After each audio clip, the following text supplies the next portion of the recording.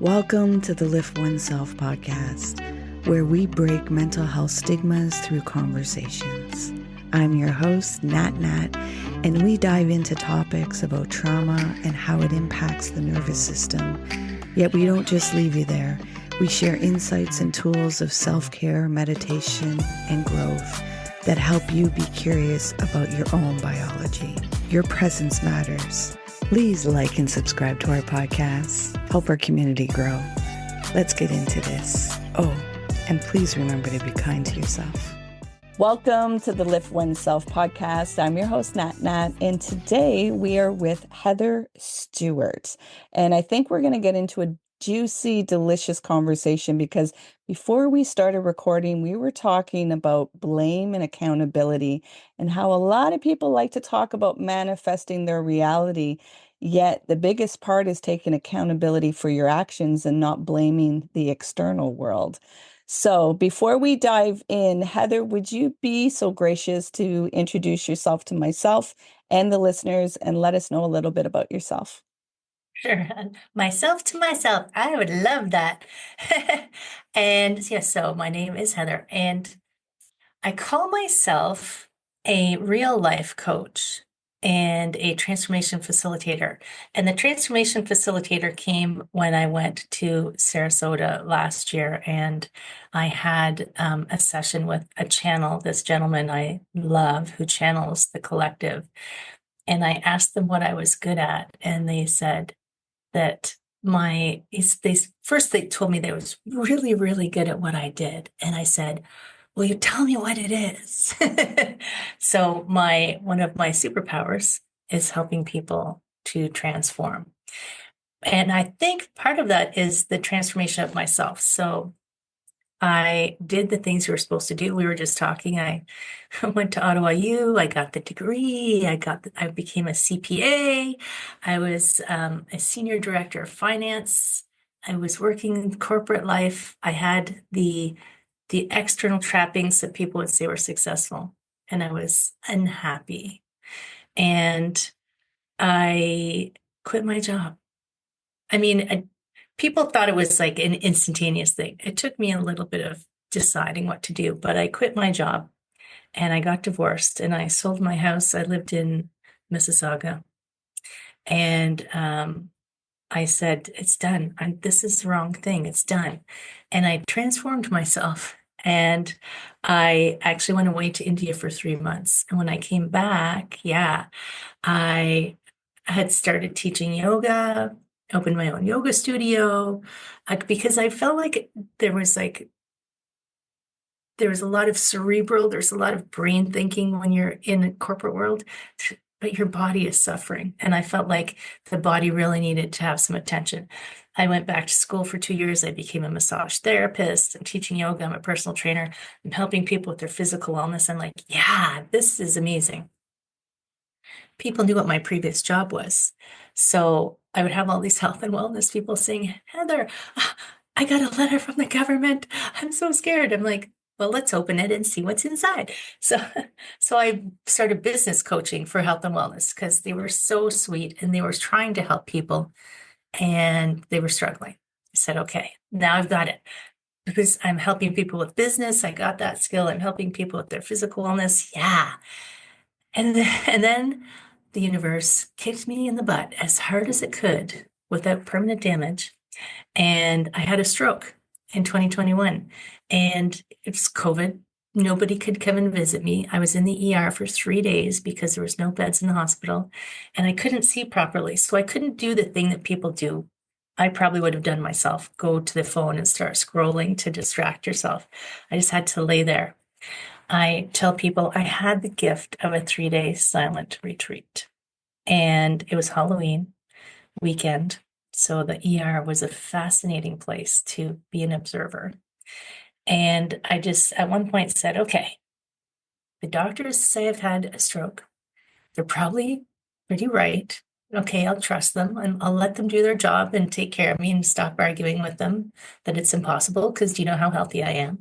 And and I said, okay, why am I here? So I started paying attention. And what I realized was I was doing I was going in the right direction, but I was playing too small.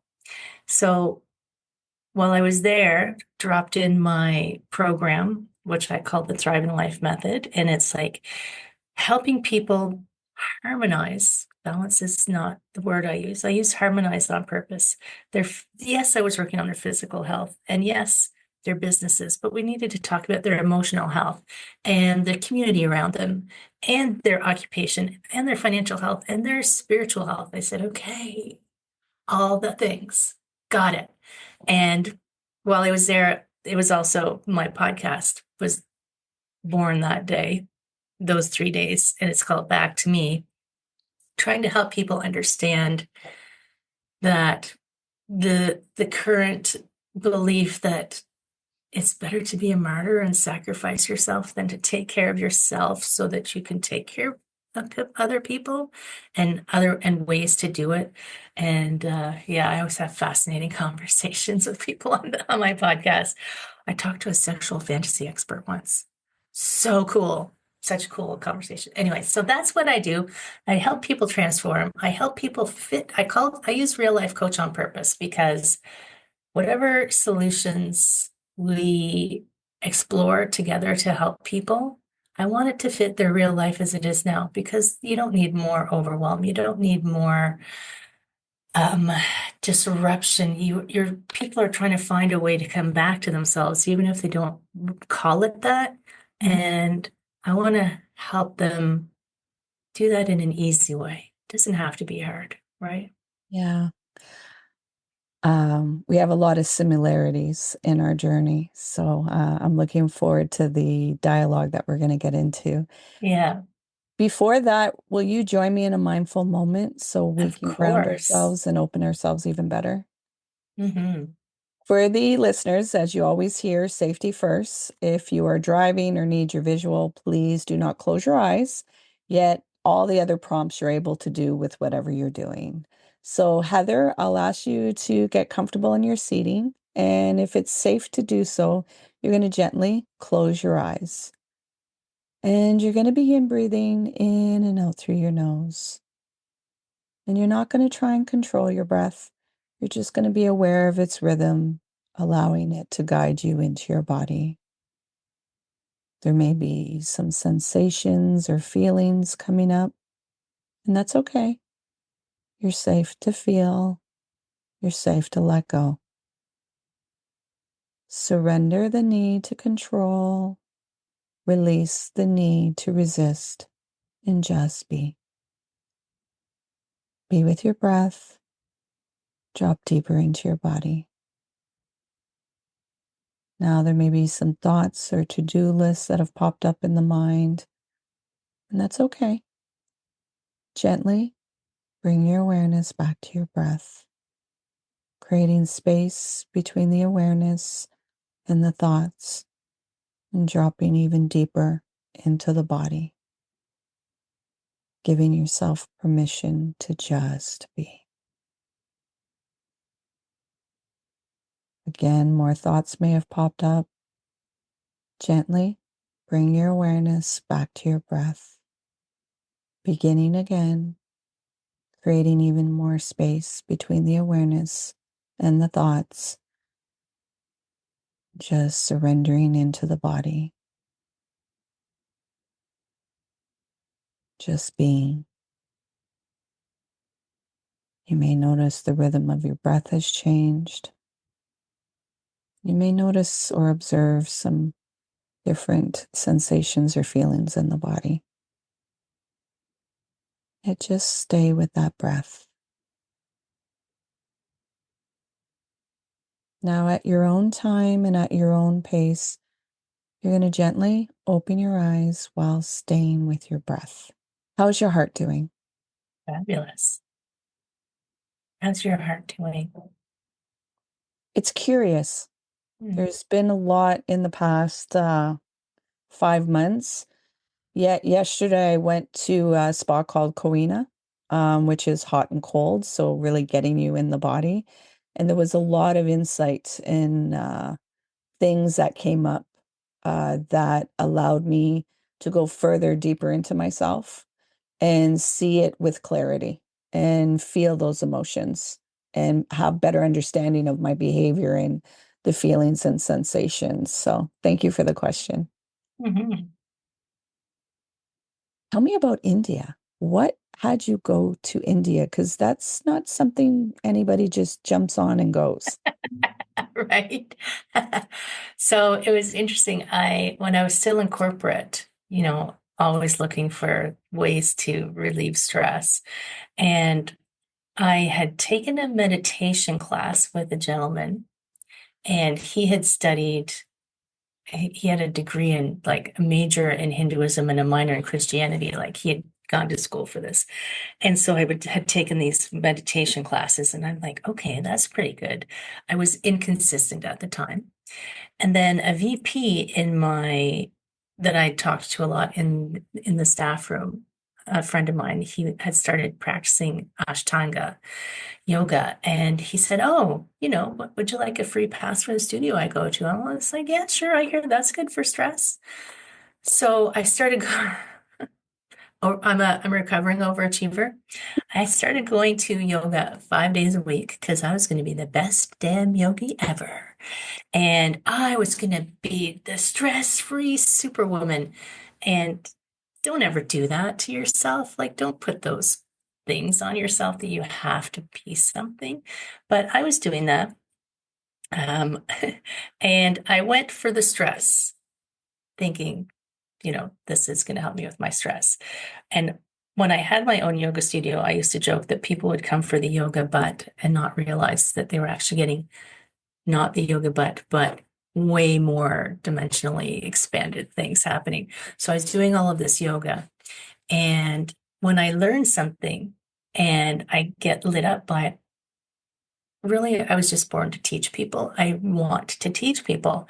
So I started searching around for a yoga teacher training. So I started taking a yoga teacher training on the weekends between my corporate job. And it was amazing. I loved it. It was taking me further and further down a path to what I was supposed to be doing. I didn't know it at the time. And I was working on this big project at work that was amalgamating some divisions. And I knew that when the project was finished, that the next step was going to be to step in to be the controller of the division. And I was talking to a colleague and I said, I don't want another promotion.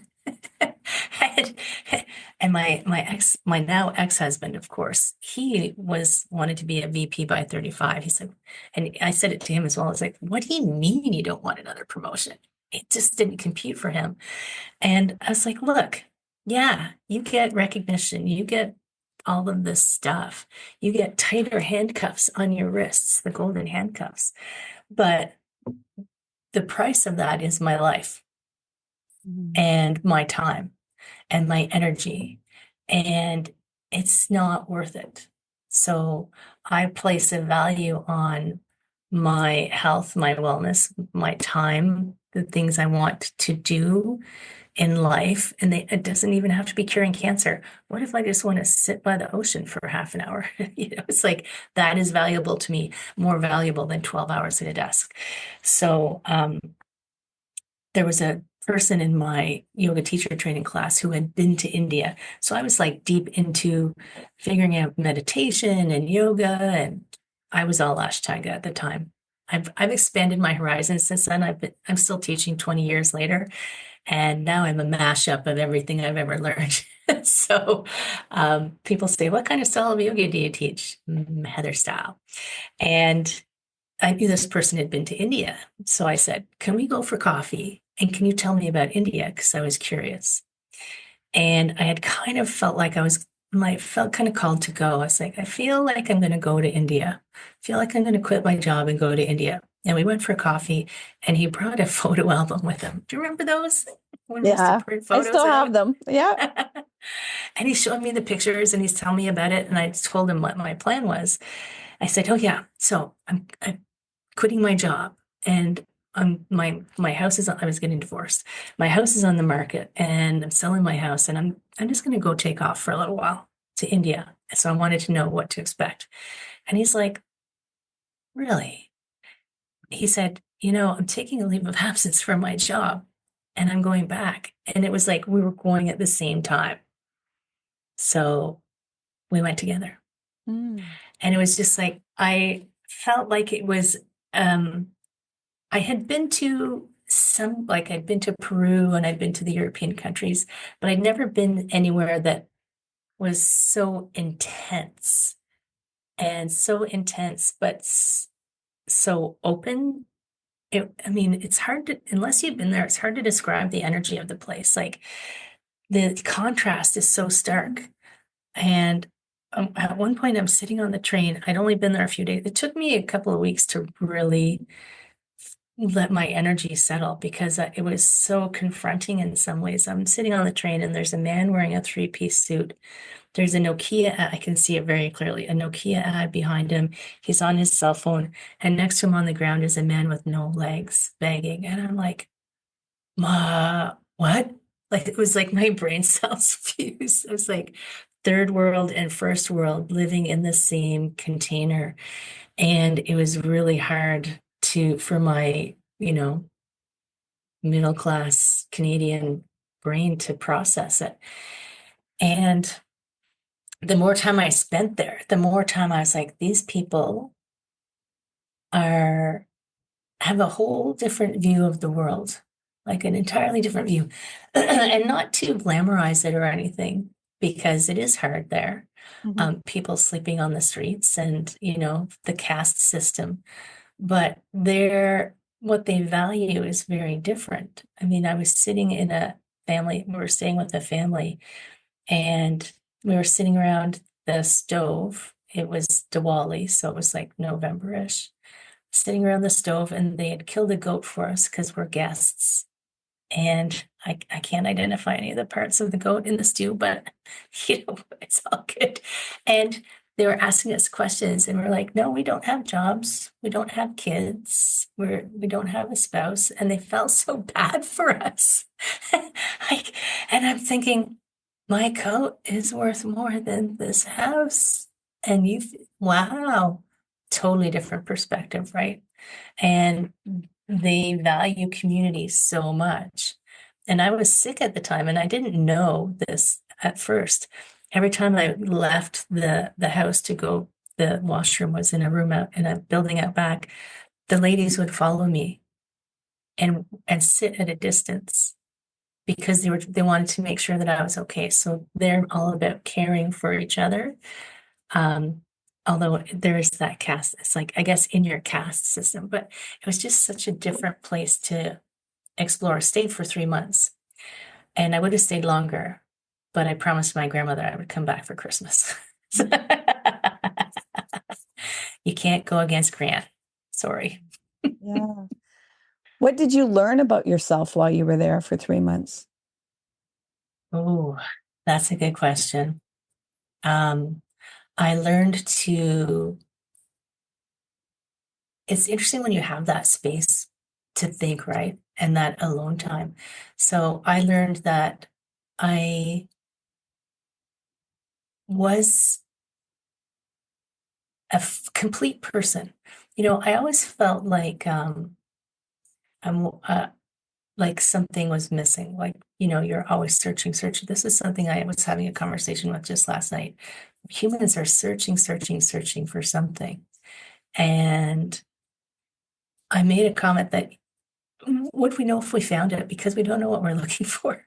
Exactly. We don't stop the search. So I can remember I was in um, uh, Manali. Was I in Manali at the time? I stepped off this curb and I just realized how comfortable and at ease I was. I'm like, wow, I just felt like I am a solid, full, developed, amazing person, human being, soul expression.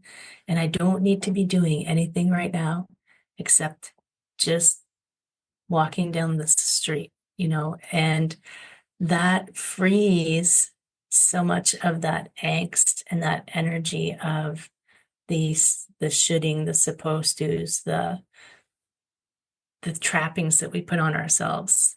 Um, and I mean, it comes and goes because we still, when I came back to Canada, it was actually a bit disruptive. I was like, oh, whoa, it's so bright. Everything is so shiny. It was so strange to go to the grocery store and feel traumatized by our grocery store. It comes like you integrate yourself where you are, but you still hold that memory Hmm. and you tap into that at those times when you're thinking, I feel small. I feel inadequate. I feel um, undeserving. I feel unvalued. And it's like, well, no, you have everything you need. It's that internal view that we often don't like when we did our mindfulness. So I've now been meditating for over 20 years, and I love that like check in with yourself. And the more you do it, the more you get to know yourself and you can recognize, oh, there's that strong person. There is that strength. I don't need that person outside of me to give that to me because I'm already here. Hmm. So, in hearing this, if you could give your younger self permission to do one thing, what would it be? Stop being afraid to speak. Mm. So I was very shy as even into university in my 20s, somewhere in around 27. 27, by the way, is a huge age of shifting, right? 27 was when I left my first partner, who was a narcissist.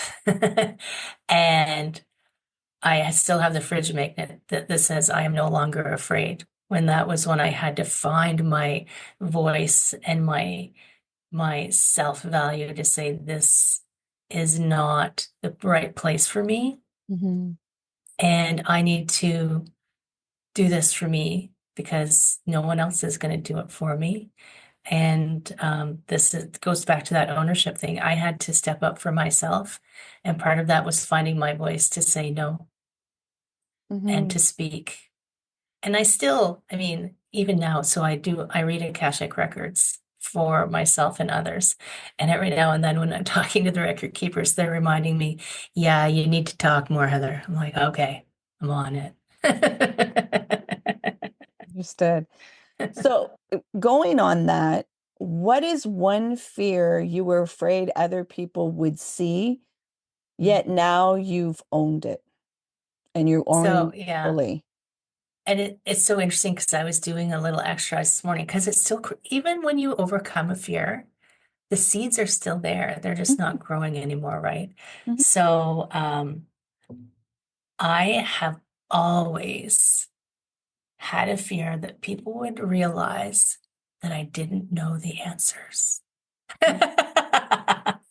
Because I'm the oldest of four children. Had responsibility thrust on me early. And just the way I grew up and the way I operate in the world is um, I'm not comfortable if I don't know. And that's a challenge. I mean, some people see it as like sometimes it comes out as a control freak needing to Mhm. control a situation, but it doesn't always come out that way. Sometimes it comes out as I won't do something if I don't know Mhm. what's going to happen. And I can see it in myself. And I luckily I can see it in myself, and I will do a breath practice because you need to release that thing that's starting to try and drill its way into you Yeah. and go and do it anyway. Yeah. Yeah. So going back, you said the Akasha records. Mhm. Some of the listeners might be like, what was she talking What about? the What the heck hell? is that? I know what it is. Yet, could you Yeah. let the listeners know what that is? Yeah, the Akashic records. Oh my gosh, I didn't know what they were a few years ago. And when I found out about them, I just went full, like I do, go full head on into it. And it is so if we understand that we are all energy and we were all connected at some point, right? It's like the energy was contained and then the energy went out, and are part of that energy. So in our 3D density, this is how I like to think of it. In our 3D density, this body can't possibly contain all that is me. This is just an expression that I've put into me right now. And in the energetic realms is the rest of me. And everything that ever was, ever could be, ever will be, all possibilities, everything everywhere all at once. So even though I'm here talking to you, there's a version of me who's I'm leaving for Portugal today, packing for Portugal. There's all of these versions and they're all in the energy because it doesn't coalesce into form until you make a decision that it coalesces into form. And there's energetic beings who are in charge of I like to imagine it as a library because it helps me Mm-hmm. frame it for myself. So there's a library of Heather, and then there's dudes. My dudes are hanging out at the door, and they're my record keepers. And when I drop into the right space and open my records, I can ask them questions.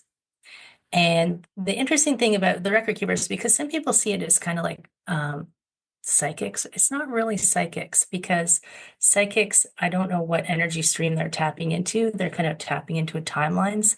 This is just me. And they won't answer me if they don't think it's going to be helpful. Mm-hmm. I'll ask them something and they'll just say straight up, yeah, you don't need to know that. And sometimes they talk like Yoda for me. So everybody's record keepers, because I'll read for other people as well. You get permission to open other people's records and their record keepers will answer questions for you. Everybody's record keepers have a slightly different energy. Mine are a bunch of comedians. And they sound like Yoda sometimes. Sometimes they sound like Dr. Seuss. And sometimes they'll give you the answer in a way that you don't understand until later. Mm-hmm. But interesting talking to them and asking them questions that are on my mind helps me helps me drop into that trust place that it might feel like something's not going right now, but really it's it's all good. Like anytime something happens now and I start to feel that stress, I'm like, oh yeah, this is actually happening for a reason. This is supposed to happen. So just ride it out, right? Mm-hmm. Recognize that I'm going to have emotions, but don't let them stay too long. Let them keep going. Yeah. Speaking about emotions, you had mentioned, that is one of the things that is required in healing and real life, where a lot of people are cerebral, and it's the same practice that I educate people. A lot of people think their feelings, they don't actually feel their feelings, and emotions aren't to be analyzed when you're feeling them. They're only supposed to be felt and processed so that the information can come up. But if you're analyzing, you're suppressing and bypassing some of that embodiment that's needed. What does that process look like for you? It can depend on what's happening. So, and it's true. I mean, if you think about like an emotion is because your body is intelligent, that's how it's going to speak to you, right? If it if it thinks something is dangerous for you, it's going to give you fear. And if it thinks something was, um, undesirable, sad, like all of these emotions that come. And I sometimes joke with people, I was like, we don't live in Pleasantville, so don't tell people not just to get over it and cheer up, because if we don't process it, especially as a yoga teacher, people tuck it away in their bodies. And when they start doing yoga, sometimes it comes out at the time they don't want it. So for me, I usually have like what I do now, I didn't used to do. This is what I found to be the most effective is first you have to realize that you're having one, right? You're having something and not push it away. Mm-hmm. Depending on what it is, and if there's people in the room, I might tell them just so they don't get any, um, they don't get into the range of what's going to come out. Mm-hmm. Stay out of the line of fire. Um, and I actually will kind of talk to it because it's kind of like a meditation practice. Like, oh, Hi there. Um, what's going on? Like, where did you come from? Why are you here? What have you got to tell me? And it's interesting because I noticed specifically yesterday, I was like, anxiety, what are you doing here? I haven't seen you in years. And and it's a physical feeling that I have, which is why I recognize it. And I really have not seen it for years. I'm like, what are you doing here? And that's what I was talking about earlier. I'm going to Portugal today. I have never been, and I'm going alone, and I've rented a car. And Mm, my body is going, but you don't know what's going to happen.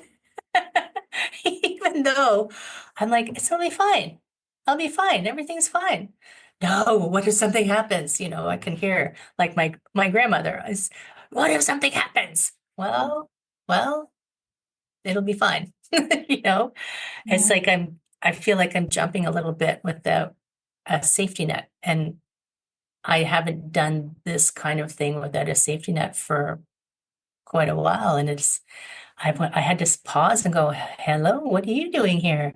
And do some breath work, and especially diaphragmatic, like letting all of that stuff move through. Don't let it grab a hold. Don't let it pull you into it. So, mm, really taking some time to talk to yourself about why it's there. So valuable. Yeah. I think there's also because people don't know how to validate themselves, they don't know how to witness. So, of course, we're going to shut down and push it away because it's overwhelming, it's uncomfortable.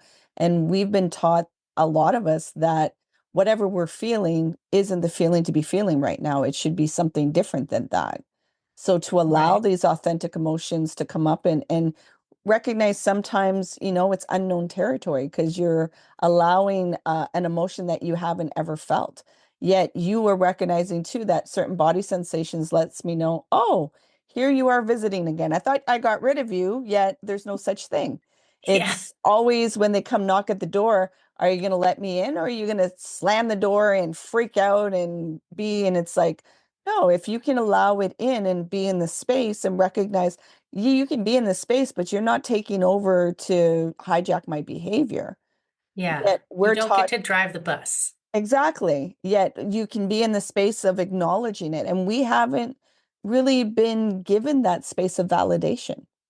Well, like if you have started observing people with that thought in mind of it's almost like they want us to be homogeneously happy, which is why I use Pleasantville. Little kids are upset. Don't cry. Big boys don't cry. I'm like, yeah, they do. It's like, let them cry. Oh my God. If they stuff it down, what's going to happen to them later? Or, little girls don't scream. Yeah, they do. And Yeah. if they don't, they'll become, I don't know, who knows? They'll become Muted. actress. Yeah. Yeah. They'll become the actress who's known for screaming. And it's just all of these things, if we don't allow them. And I had a client once who had a head injury, and it was so fascinating to talk to her because her brain started working differently. I could talk to her, and she talked about how one day she was angry and her fist was coming, and she was looking like the anger was in her fist, and she was looking at it. It's like, who is this? And I'm like, you can have anger, but don't be angry. Like your Mm-hmm. body was telling you that you had anger, but you didn't have to become Mm-hmm. this embodiment of anger.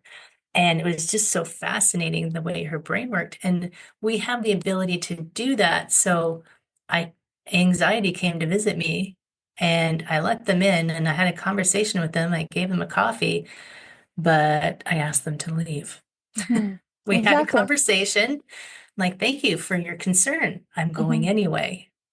Yeah. So, a question. Mm, If your pain could speak, what would it say to you today?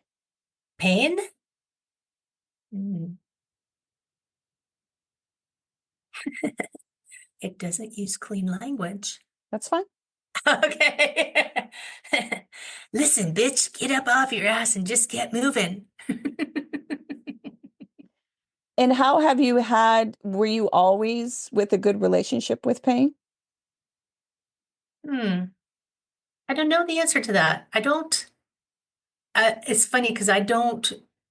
When I think of pain in two different ways, I think of like physical pain, physical pain and I are we're fine together. Like we hang out together, we accept each other. Mhm. I'm going to be 60 in a couple of years, and I don't think people need to have pain as they get old, but just the way my body's built, some things have started talking to me. I'm like, hey, how's it going? And I think emotional pain is the one that we hide the most. And um, the what that answer that they gave is because I think that we hide emotional pain, and my emotional pain is saying, stop hiding. Stop hiding the things that you don't want people to know about you and putting that happiness face on. Even though most of the time I am happy, but deep down in everyone, there's something that they don't want people to know about them because of fear, like fear of being kicked off the island, fear of judgment, fear of then people will have a different idea of who I am Mhm. instead of what usually happens is people say, oh, thank goodness. I'm not the only one, right? Exactly, exactly. It's what it is to be human and have a nervous system. And rather than chastise it, befriend it and ask, what are you trying to protect me from that you think that I don't Right. have the capacity to feel and experience? So We're in wired so that, funny, right? We're yeah, wired so funny. yeah. And it's just being able to look at it in a reverse way. Rather Yeah. than getting rid of something or becoming something else, it's about integration. And the integration requires you to feel. Yet we're taught in society not to feel pain, not to feel emotions, and just keep pushing through, cerebrally, academically, and just go. Like you're We not. glorify the logic brain so much. I mean, I've been doing a lot of reading. It's like that logical, it's not men versus women, it's a masculine energy, where the feminine energy is the feeling energy and has been discounted for so long as inappropriate. Mhm, We don't like imagine if you're in the workplace and having a temper tantrum. Imagine if as an accountant. Actually, I did cry sometimes when I was an accountant, but I would go hide in the bathroom. mhm. Yeah, of You course. can't cry. You're at No, work. No crying at work. no, Like not at all. Not at all. You will be weaponized and vilified. Like, no, that right. is so unsafe. No. Yeah. So, what is one BS? And when I say BS, I mean belief systems that you once believed that you were able to release because you recognize it no longer serves you. So because I spent 12 years with a narcissist, I had a belief for a long time that my value was only tied to that person, that I was not smart, that I was not attractive, that nobody else would want me. Like, and I mean, it's insidious and it would, and I started with that person at a time when I was still I was still a teenager. So you're in your developmental phases where you're so worried, like teenagers, they're trying to figure out who they are. And when you come through that, believing those things about yourself, that that that takes some time to untangle those things, right? It takes some time to um, recognize that it's a small t truth, is what I call it. Yeah, you might have believed it as true, but there's too much evidence to the contrary, which is the logical side of it. But for me, I had to start with the logic to move into the feeling and the allowing of it to be true because I didn't know how else to get out of it, you know? Hmm. Thank you for that vulnerability Mm. and that transparency. Speaking our own story, you have to, well, you don't have to yet. If you are really doing the work, you're going through seeing yourself and what that looked like with this awareness. And sometimes our present awareness wants to chastise the past awareness because you should have known better or you should have been this and it's like, no, it's really seeing that vulnerability of being able to integrate it all. And I don't think of, like, I think sometimes about things that I thought when I was younger or things I did when I was younger. And you could give yourself a hard time, but that's like giving yourself a hard time for wearing your hair teased in the 80s. Like it was, you did what you could at the time Yeah, with what you exactly. knew. And it's funny, it's related to exercise, but I was doing this class this morning, and he said, if you're not challenging your stability, then you're not improving your stability. So I was doing balancing, and it's all about, if you can like be in a place where you're a little bit unsteady, then your steadiness just improves and improves. But you can't do that from the get-go. You have to like learn your way there. You Mhm. have to take step by step by step. So I look at myself now and sometimes I go, wow, if I knew what I knew back then, but I wouldn't be who I am now if I didn't have to go through all that bullshit that I went through. Yeah. It's really rewiring what learning looks like. It's not about getting the A's and knowing it all. Learning means you have no idea what you're doing and you're figuring it out. And it's really uncomfortable to learn. Like it's It is. really challenging to learn. Like the grit that goes in the mind because the mind wants to know it everything because perfection feels like safety. Perfection And feels that's been secure. that was the thing that's the thing that when it's going to show up, that's the thing that's going to show up for me still is, no, you're the A student. Mhm. You have to have all the answers and get the A's and be the best and don't make mistakes because then people will know you don't know everything. Right?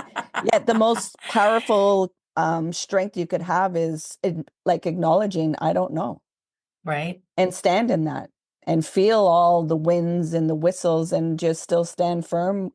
You're safe to not know in a And world that wants all the answers. yeah, I started practicing the I don't know. And I actually did it consciously because I realized, and the person that I went to India with, we're having our 20th anniversary this summer. Nice. But because of who he is, it was like he was sent to me.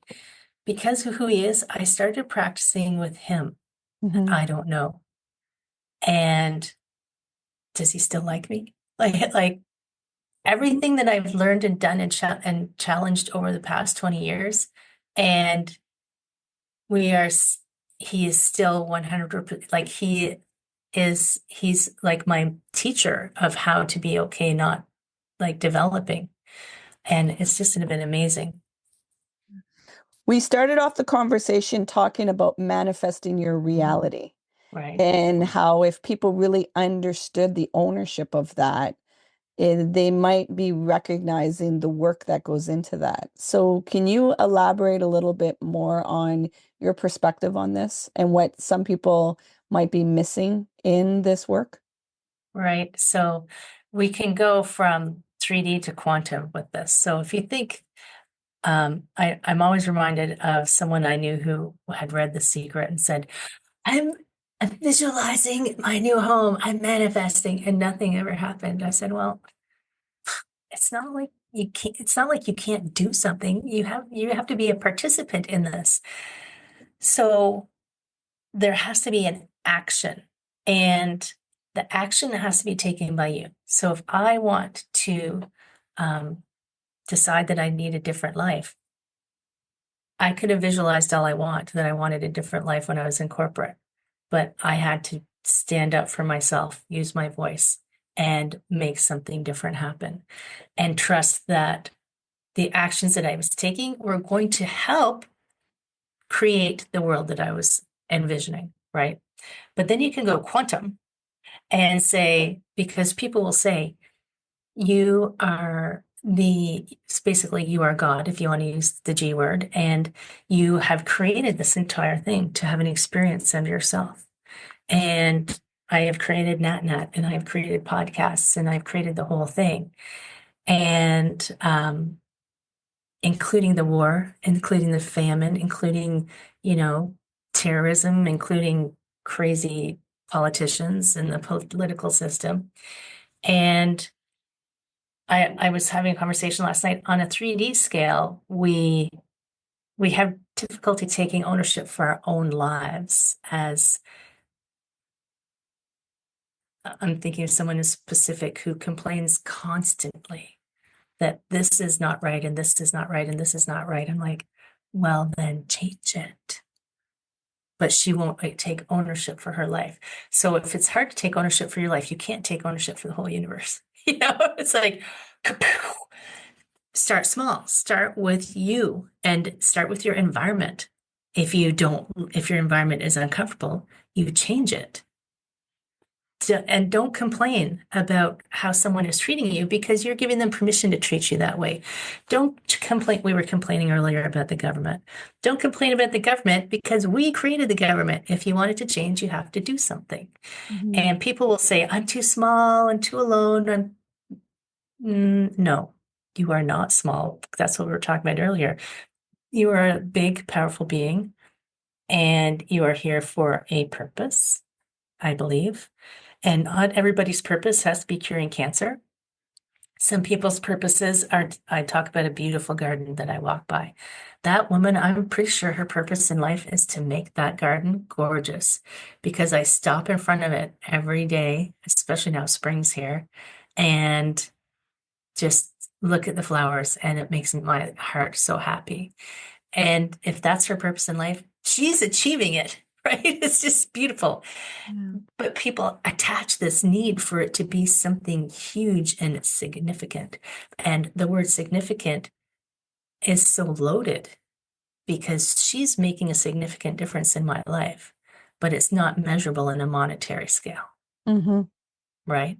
So we don't say it's significant. So I think manifesting and ownership is be be okay that wherever you are now is where you decided to be. Be okay that it may not be where you want to be, right? It may be like, holy shit, how did I get here? I don't like it. That's what happened with me when I was an accountant. How did I get here? I don't like it. So I decided to put on my, like I say, my big girl pants and be the boss, be the CEO of my life, be the boss of my life and say, okay, I want something different. How am I going to do this? And not everybody is going to quit their job and leave the country, but even small changes can help you start to exercise, flex that muscle of ownership, of responsibility. And once you start to get stronger, you make those bigger decisions until you can actually look and say, okay, this is my life. This is how I like it. The city is okay. It's working okay. The country, well, let's make some changes in the country. The world, let's like my big fat hairy goal is to, I always joke with my mom, change, save the world.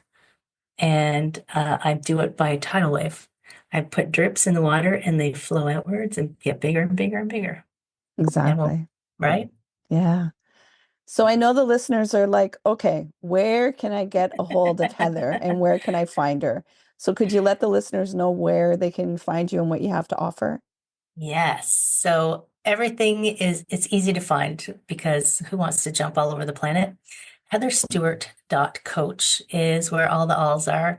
I have the podcast you can listen to, and actually starting in June, I'm going to be on the Inspired Choices Network. So I will be on 300 live TV stations and Nice. 80 audio platforms. Oh my God. Talk about talking big. I really got to pull up to get up to that.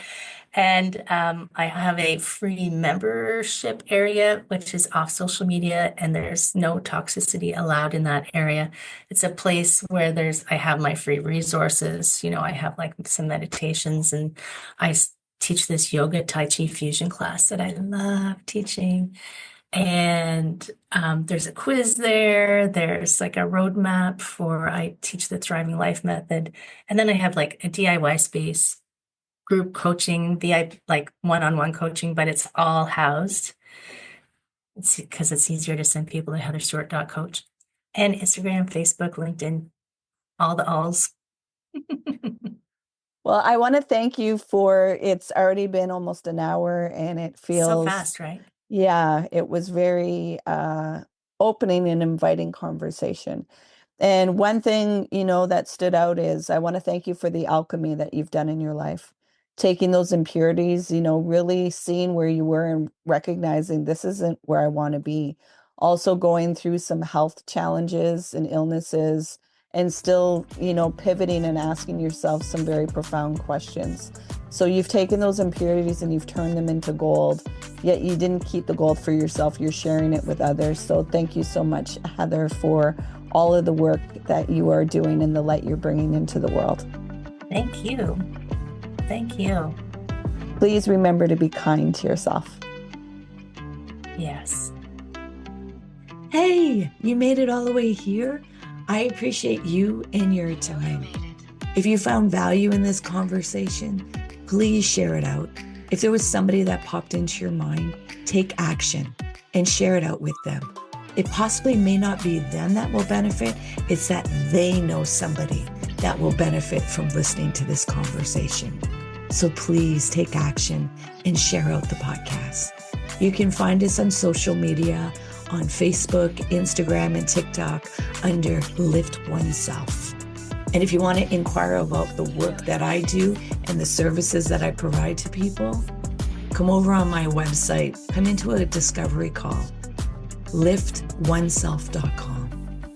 Until next time, please remember to be kind and gentle with yourself. You matter.